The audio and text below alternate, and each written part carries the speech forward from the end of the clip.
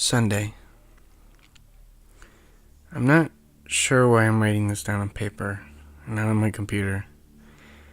I guess I've just noticed some odd things. It's not that I don't trust my computer, I just need to organize my thoughts. I need to get down all the details somewhere objective. Somewhere I know what I write can't be deleted or changed. Not that that's happened, it's just everything blurs together here, and the fog of memory lends a strange cast to things. I'm starting to feel cramped in this small apartment. Maybe that's the problem. I just had to go and choose the cheapest apartment, the only one in the basement. The lack of windows down here makes day and night seem to slip by seamlessly. I haven't been out in a few days because I've been working on this programming project so intensively. I suppose I just wanted to get it done. Hours of sitting and staring at a monitor can make anyone feel strange, I know. But I don't think that's it. I'm not sure when I first started to feel like something was odd. I can't even define what it is. Maybe I just haven't talked to anyone in a while. That's the first thing that crept up on me.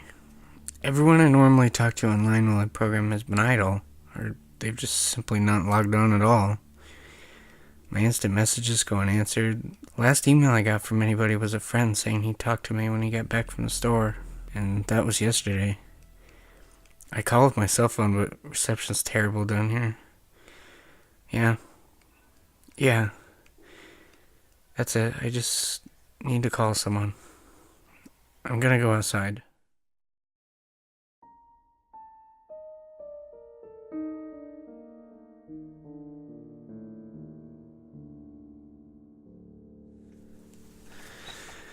Well, that didn't work so well. As the tingle of fear fades, I'm feeling a little ridiculous for being scared at all. I looked in the mirror before I went out, but I didn't shave the 2-day stubble I've grown. I figured I was just gonna go out for a quick cell phone call. I did change my shirt though, because it was lunchtime. And I guessed that I'd run into at least one person I knew. That didn't end up happening. I wish it did. When I went out, I opened the door to my small apartment slowly. A small feeling of apprehension had somehow already lodged itself in me. For some indefinable reason. I chalked it up to having not spoken to anyone but myself for a day or two. I peered down the dingy gray hallway, made dingier by the fact that it was a basement hallway. On one end, a large metal door led to the building's furnace room. It was locked, of course. 2 dreary soda machines stood by it. I bought a soda from one the first day I moved in, but it had a 2-year-old expiration date. I'm fairly sure nobody knows these machines are even down here, or my cheap landlady just doesn't care to get them restocked. I closed my door softly and walked the other direction, taking care not to make a sound. I have no idea why I chose to do that, but it was fun giving into the strange impulse not to break the droning hum of the soda machines. At least for the moment. I got to the stairway and took the stairs up to the building's front door. I looked through the heavy door's small square window and received quite a shock.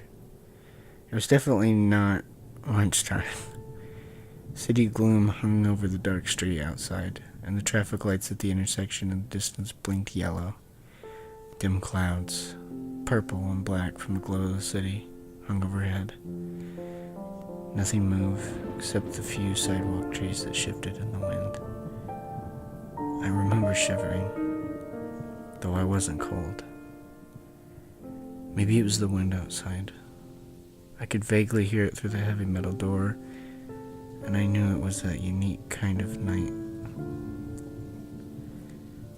late night wind. The kind that was constant, cold, and quiet. Except for the rhythmic music it made as it passed through countless unseen tree leaves. I decided not to go outside. Instead, I lifted my cell phone to the door's little window, and I checked the signal meter. The bars filled up the meter, and I smiled. Time to hear someone else's voice, I remember thinking. Relieved. It was such a strange thing, to be afraid of nothing. I shook my head, laughing at myself silently. I hit speed dial for my best friend Amy's number, and held the phone up to my ear. It rang once, but then it stopped.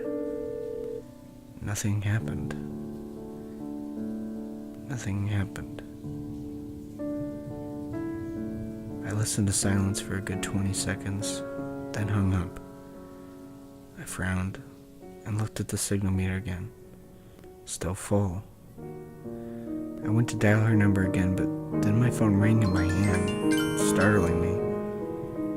I put it up to my ear. "Hello?" I asked, immediately finding down a small shock at hearing the first spoken voice in days, even if it was my own. I had gotten used to the drowning hum of the building's inner workings, my computer, and the soda machines in the hallway. There was no response to my greeting at first, but then finally, a voice came. "Hey," said a clear male voice, obviously of college age, like me. "Who's this?" "John," I replied, confused. "Oh, sorry, wrong number," he replied, then hung up.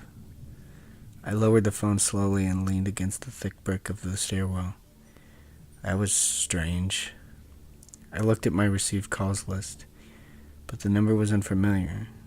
Before I could think on it further, the phone rang loudly, shocking me yet again. This time, I looked at the caller before I answered. It was another unfamiliar number. This time I held the phone up to my ear but said nothing. I heard nothing but the general background noise of a phone. Then a familiar voice broke my tension. "John?" was the single word in Amy's voice. I breathed a sigh of relief. "Hey, it's you," I replied. "Who else would it be?" she responded. "Oh, the number. I'm at a party on 7th Street. My phone died just as you called me. This is someone else's phone, obviously." "Oh, okay," I said. "Where are you?" she asked. My eyes glanced over the drab white washed cylinder brick walls and the heavy metal door with its small window. "At my building," I sighed. "Just feeling cooped up. I didn't realize it was so late. You should come here," she said, laughing.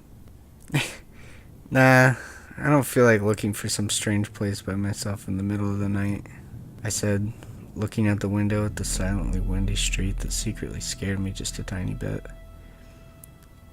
"I think I'm just going to keep working or go to bed." "Nonsense," she replied. "I can come get you. Your building is close to 7th Street, right?" "How drunk are you?" I asked lightheartedly. "You know where I live." "Oh, of course," she said abruptly. "I guess I can't get there by walking, huh?" "You could if you wanted to waste half an hour," I told her. "Right," she said. "Okay, I have to go. Good luck with your work." I lowered the phone once more, looking at the numbers flash as the call ended, and the droning silence suddenly reasserted itself in my ears. The two strange calls in the eerie street outside just drove home my aloneness in this empty stairwell. Perhaps from having seen too many scary movies, I had this sudden, inexplicable idea that something could look in the door's window and see me. Some sort of horrible entity that hovered at the edge of aloneness, just waiting to creep up on unsuspecting people that strayed too far from other human beings. I knew the fear was irrational, but nobody else was around, so I jumped down the stairs, ran down the hallway to my room, and closed the door as swiftly as I could, while still staying silent. Like I said, I feel a little ridiculous for being scared of nothing, and the fear's already faded. Writing this down helps a lot, makes me realize that nothing is wrong. Filters out half-formed thoughts and fears and leaves me only cold, hard facts. It's late. I got a call from a wrong number, and Amy's phone died, so she called me back from another number. Nothing strange is happening. Still, there's something a little off about that conversation. I know it could have just been the alcohol she'd had, or was it even her that seemed off to me? Or was it... Yes, that was it. I didn't realize until this moment, writing these things down, I knew writing these things down would help. She said she was at a party, but I only heard silence in the background. Of course, that doesn't mean anything in particular. She could have just gone outside to make the call. No, that couldn't have been it either. I didn't hear the wind. I need to see if the wind is still blowing. Monday. I forgot to finish writing last night. I'm not sure what I expected to see when I ran up the stairway and looked out the heavy metal door's window. I'm feeling ridiculous. Last night's fear seems hazy and unreasonable to me now. I can't wait to go out in the sunlight. I'm going to check my email, shave, shower, finally get out of here. Wait. I think I heard something. It was thunder.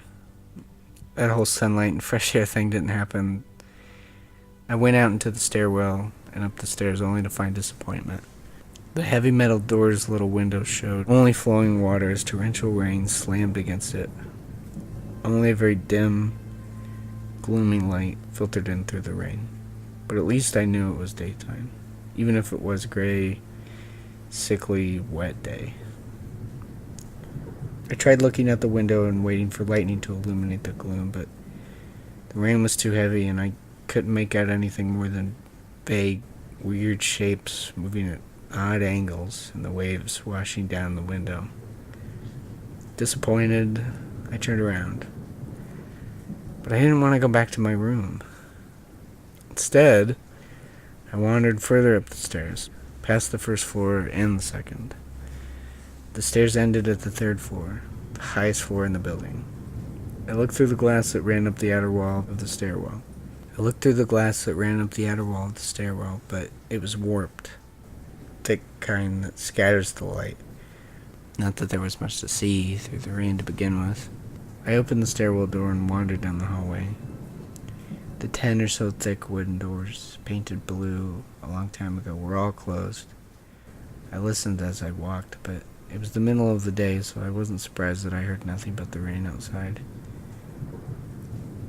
As I stood there in the dim hallway, listening to the rain, I had the strange, fleeting impression that the doors were standing like silent granite monoliths, erected by some ancient, forgotten civilization for some unfathomable guardian purpose.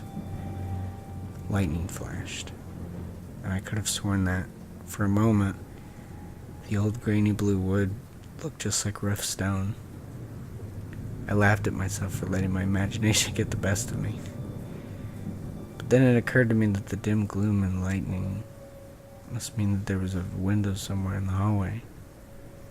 A vague memory surfaced, and I suddenly recalled that the third floor had an alcove and an inset window halfway down the floor's hallway.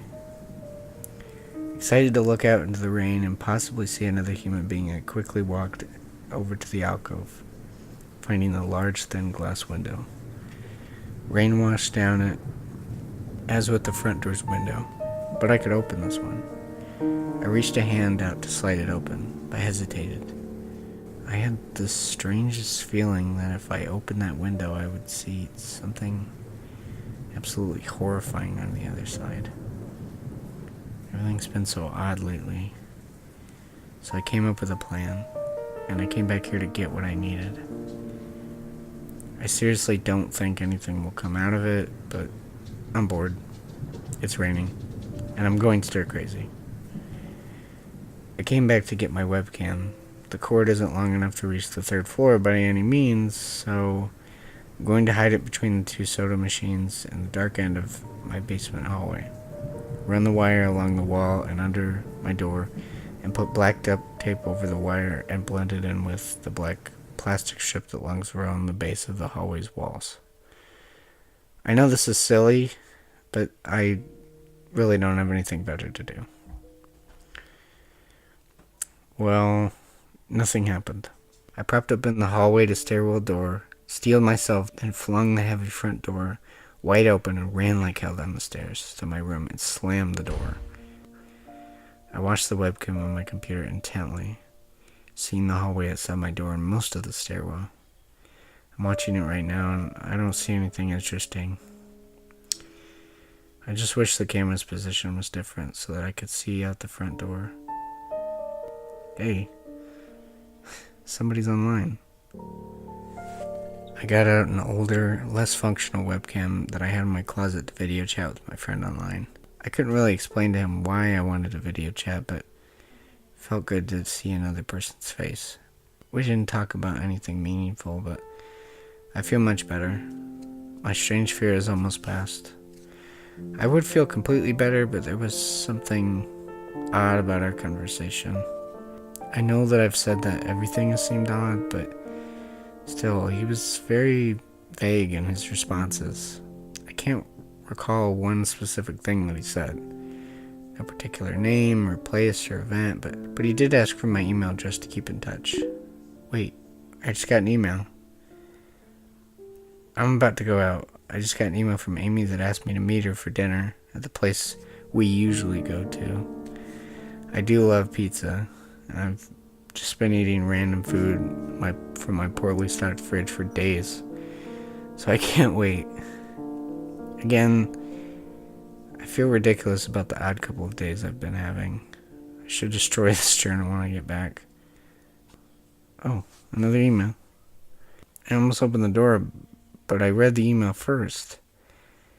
It was from a friend I hadn't heard from in a long time, and it was sent to a huge number of emails that must have been every person he had saved in his address list.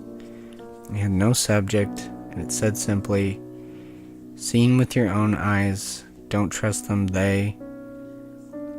What the hell is that supposed to mean? The words shock me, and I keep going over them. It is a desperate email sent just as something happened. The words are obviously cut off without finishing.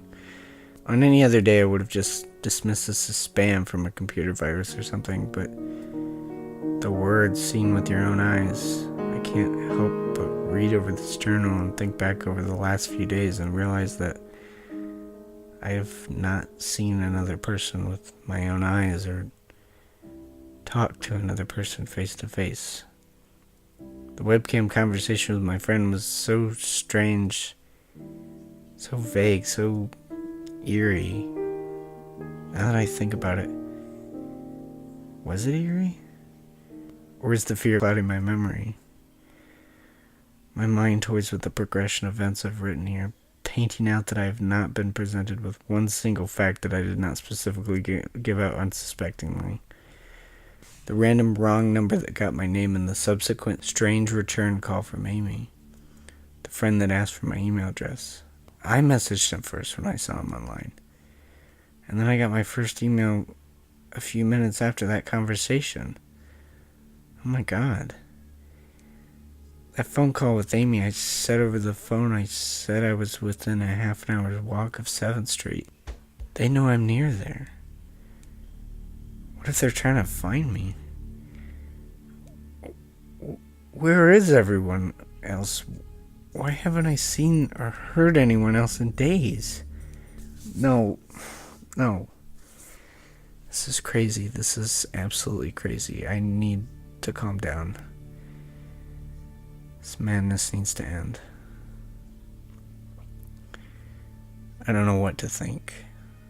I ran about my apartment furiously, holding my cell phone up to every corner to see if I got a signal through the heavy walls. Finally, in the tiny bathroom near one ceiling corner, I got a single bar. Holding my phone there, I sent a text message to every number on my list. not wanting to betray anything about my unfounded fears, I simply sent, "You seen anyone face to face lately?" At that point, I just wanted any reply back. I didn't care what the reply was, or if I embarrassed myself. I tried to call someone a few times, but I couldn't get my head up high enough. And if I brought my cell phone down even an inch, I lost signal. Then I remembered the computer and rushed over to it, instant messaging everyone online. Most were idle or away from their computer. Nobody responded. My messages grew more frantic, and I started telling people where I was and to stop by in person for a host of barely passable reasons. I didn't care about anything at that point. I just needed to see another person. I also tore apart my apartment looking for something that I might have missed. Some way to contact another human being without opening the door. I know it's crazy. I know it's unfounded, but what if? What if? I taped the phone to the ceiling in case. Tuesday. The phone rang. Exhausted from last night's rummage, I must have fallen asleep.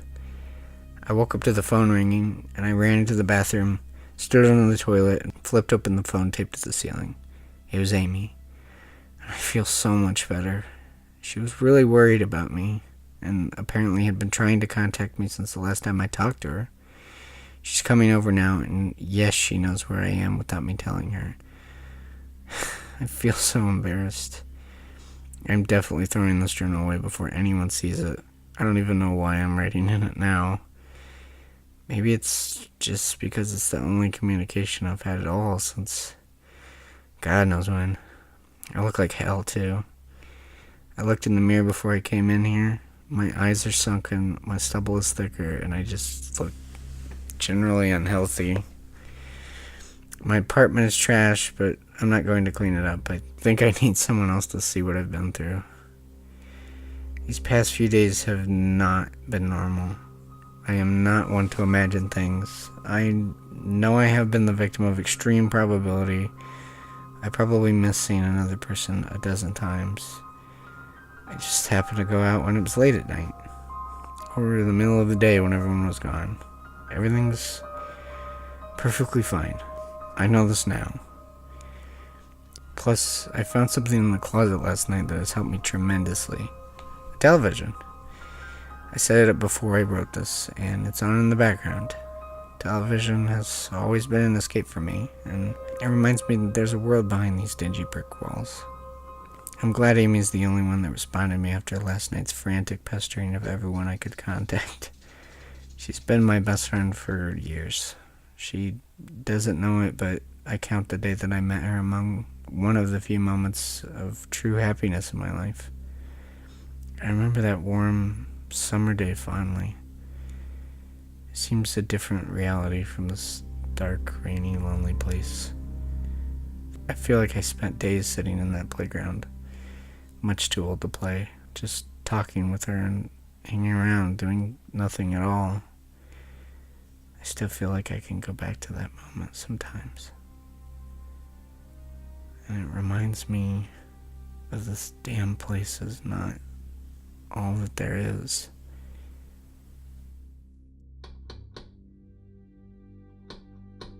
Finally, a knock on the door.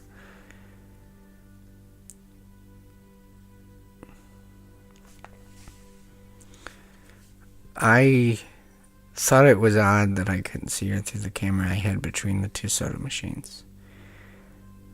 I figured that it was bad positioning, like when I couldn't see out the front door. I should have known. I should have known. After the knock, I yelled through the door jokingly that I had a camera between the soda machines because I was embarrassed myself that I had taken this paranoia so far. After I did that, I saw her image walk over to the camera and look down at it. She smiled and waved. "Hey," she said to the camera brightly, giving it a wry look. "It's weird, I know. I said into the mic attached to my computer. I've had a weird few days. Must have, she replied. Open the door, John. I hesitated. How could I be sure? Hey, humor me a second here, I told her through the mic. Tell me one thing about us. Just prove to me you're you. She gave the camera a weird look. Alright, she said slowly, thinking. Met randomly at a playground. We were both way too old to be there. I sighed deeply as reality turned and fear faded. God, I've been so ridiculous. Of course it was Amy. That day wasn't anywhere in the world except in my memory. I'd never even mentioned it to anyone. Not of an embarrassment, but of a strange secret nostalgia and a longing for those days to return. If there was some unknown force at work trying to trick me, as I feared, there was no way they could know about that day. Alright, I'll explain everything, I told her. Be right there. I ran to my small bathroom and fixed my hair as best I could. I looked like hell, but she wouldn't understand. Snickering at my own believable behavior and the mess I'd made of the place, I walked to the door. I put my hand on the doorknob and gave the mess one last look. So ridiculous, I thought. My eyes traced over the half-eaten food lying on the ground, the overflowing trash bin, and the bed I'd tipped on the side looking for God knows what. I almost turned to the door and opened it, but my eyes fell on one last thing. The old webcam. The one I had used for that eerily vacant chat with my friend. Its silent black sphere lay haphazardly tossed to the side, its lens pointed at the table where this journal lay.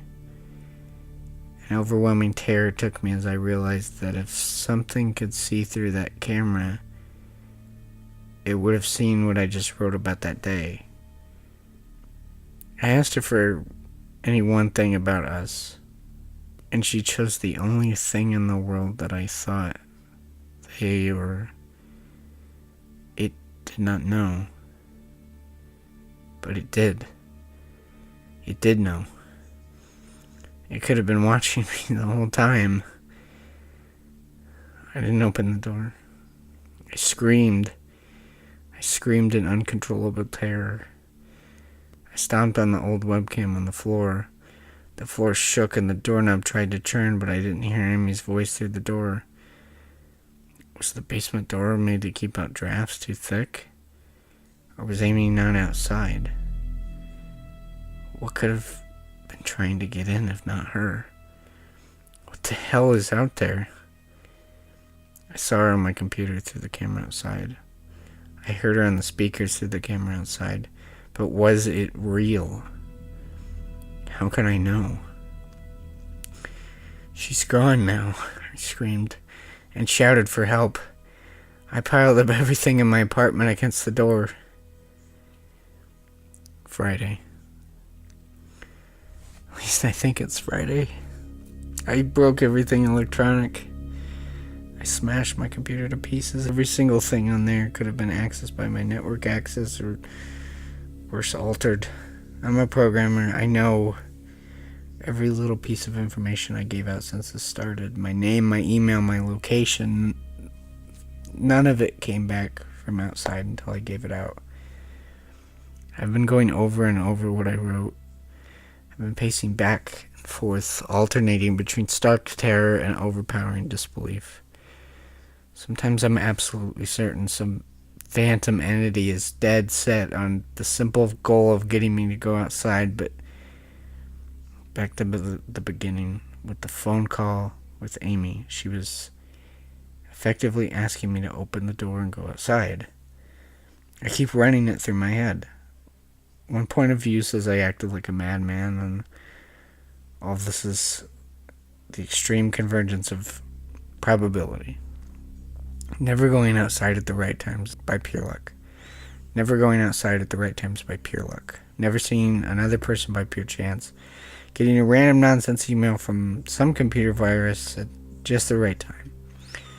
The other point of view says that extreme convergence of probability is the reason that whatever's out there hasn't gotten me already.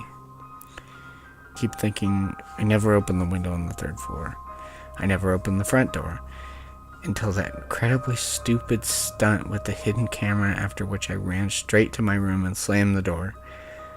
I haven't opened my own cellar door since I flung open the front door of the building. Whatever's out there, if anything's out there, never made an appearance in the building before I opened the front door. Maybe the reason it wasn't in the building already was that it was elsewhere, getting everyone else, and then it waited till I betrayed my existence by trying to call Amy, a call which didn't work until it called me and asked me my name. Terror literally overwhelms me every time I try to fit the pieces of this nightmare together. That email, short, cut off, was it someone trying to get the word out? Some friendly voice desperately trying to warn me before it came? Seen with my own eyes. Don't trust them. Exactly what I've been suspicious of. I could have masterful control of all things electronic, practicing its indigenous deception to trick me into coming outside. Why can't it get in? It knocked on the door. It must have some solid presence.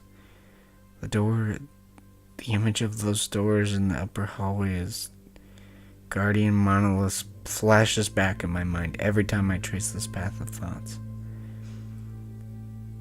If there is some phantom entity trying to get me to go outside, maybe it can't get through doors. I keep thinking back over all the books I've read or movies I've seen trying to generate some explanation for this. Doors have always been such a foci of human imagination, always seen as words or portals of some importance. Or perhaps the door is just too thick? I just know that I couldn't bash through any of the doors in this building, let alone the heavy basement ones. Aside from that, the real question is, why does it even want me? If it just wanted to kill me, it could do it any number of ways, including just waiting until I starve to death. What if it doesn't want to kill me? What if it is some horrific fate in store for me? God, what can I do to escape this nightmare? A knock at the door. I told the people on the other side of the door I need a minute to think and I'll come out. I'm really just writing this down so I can figure out what to do. At least this time I heard voices. My paranoia, and yes, I recognize I'm being paranoid, has me thinking all sorts of ways that their voices could be faked electronically.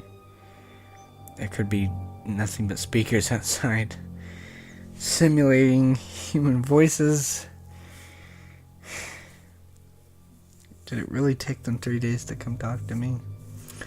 Amy is supposedly out there, along with 2 policemen and a psychiatrist. Maybe it took them 3 days to think of what to say to me. The psychiatrist's claim would be pretty convincing if I decided to think this has all been a crazy misunderstanding and not some entity trying to trick me into opening the door. The psychiatrist had an older voice, authoritarian but still caring. I liked it. I'm desperate just to see someone with my own eyes. He said I could have something called psychosis. I'm just one of a nationwide epidemic of thousands of people having breakdowns triggered by a suggestive email that got through somehow. I swear he said got through somehow. I think he means spread through the country inexplicably. But I'm incredibly suspicious that the entity slipped up and revealed something. He said I'm a part of the wave of emergent behavior. A lot of people are having the same problem with the same fears, even though we've never communicated. That neatly explains the strange email about eyes that I got.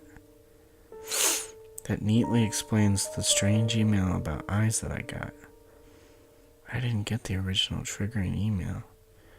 I got a descendant of it. My friend could have broken down too and tried to warn everyone he knew against his paranoid fears. That's how the problem spreads, the psychiatrist claims. I could have spread it too, with my texts and my instant messages online to everybody I know. One of those people might be melting down right now after being triggered by something I sent them. Something they might interpret any way that they want. Something like a text saying, "Seen anyone face to face lately?" The psychiatrist told me that he didn't want to lose another one. That people like me are intelligent, and that's our downfall. We draw connections so well that we draw them when they shouldn't be there. He said it's easy to get caught up in paranoia in our fast-paced world, a constantly changing place where more and more of our interaction is simulated. I have to give him one thing. It's a great explanation. It neatly explains everything. It perfectly explains everything, in fact. I have every reason to shake off this nightmarish fear that something or consciousness or being out there wants me to open the door so it can capture me for some horrible fate, worse than death. It would be foolish, after hearing that explanation, to stay in here until I starve to death just to spite the entity that might have got everyone else. It would be foolish to think that after hearing that explanation I might be one of the last people left alive in an empty world, hiding in my secure basement room, spiting some unthinkable deceptive entity just by refusing to be captured. It's a perfect explanation for every single strange thing I've seen or heard. And I have every reason in the world to let all my fears go and open that door. That's exactly what I'm not going to. How can I be sure? How could I know what's real and what's deception? All of these damn things with their wires and their signals that originate from some unseen origin, they're not real. I can't be sure. Signals through a camera, faked video, deceptive phone calls, emails, even the television lying broken on the floor. How can I possibly know it's real?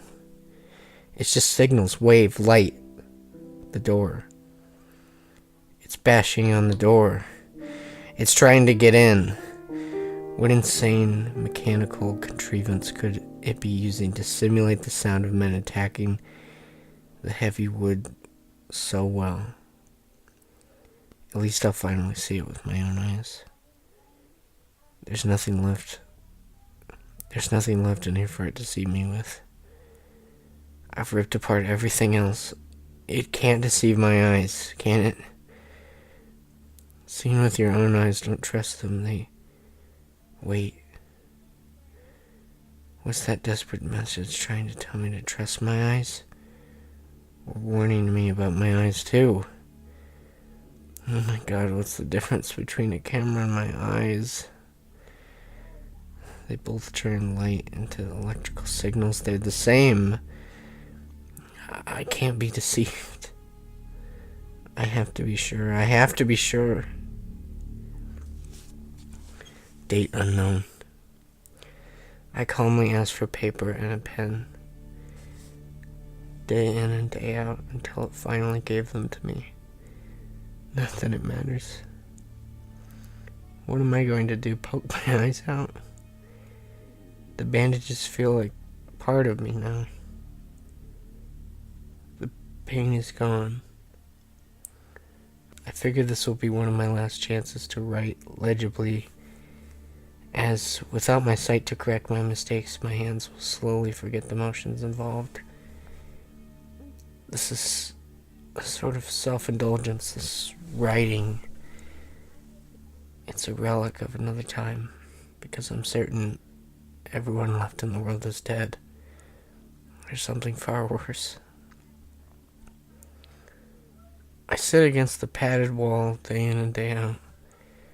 The entity brings me food and water. It masks itself as a kind nurse, as an unsympathetic doctor.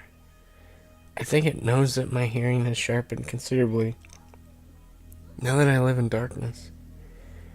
I think it knows that my hearing has sharpened considerably. I think it knows that my hearing has sharpened considerably now that I live in darkness. It fakes conversations in the hallways on the off chance that I might hear. One of the nurses talks about having a baby soon. One of the doctors lost his wife in a car accident. None of it matters. None of it is real. None of it gets to me. Not like she does. That's the worst part, the part I almost can't handle. The thing comes to me masquerading as Amy. Its recreation is perfect. It sounds exactly like Amy, feels exactly like her. It even produces a reasonable facsimile of tears that it makes me feel in its lifelike cheeks. When it first dragged me here, it told me all the things I wanted to hear. It told me that she loved me, that she always loved me, that it didn't understand why I did this, that we could still live, that we could still have a life together. If only I would stop insisting I was being deceived.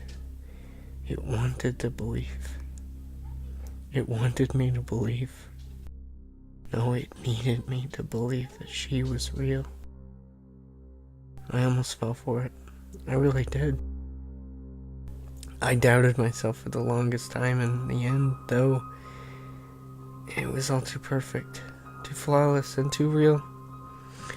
The false Amy used to come every day, and then every week, and then finally stopped coming altogether. But I don't think the entity will give up. I think the waiting game is just another one of its gambits. I will resist it for the rest of my life if I have to. I don't know what happened to the rest of the world, but I do know this. But I do know this thing needs me to fall for its deceptions. It needs that. Then maybe, just maybe, I am a thorn in its agenda. Maybe Amy is still alive out there somewhere, kept alive only by my will to resist the deceiver. Kept alive only by my will to resist the deceiver. I hold on to that hope, rocking back and forth in my cell to pass the time. I will never give in. I will never break. I am a hero. The doctor read the paper the patient had scribbled on. It was barely readable, written in shaky script of one who could not see.